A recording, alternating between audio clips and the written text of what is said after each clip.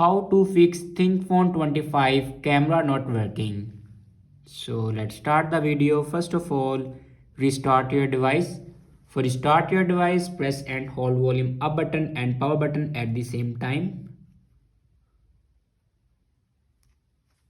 And then click on restart.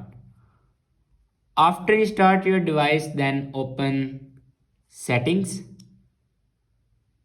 and scroll down and click on apps. And then click on see all apps and open camera.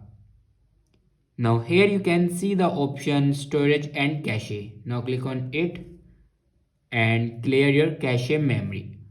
After clear your cache memory, then go back to the main page of your settings and scroll down and click on system. And then click on reset options. Now here you can reset all your settings. Click on reset app preferences. After reset all your settings, then go back and click on system updates. And here you can check your updates. After that, your problem will be fixed.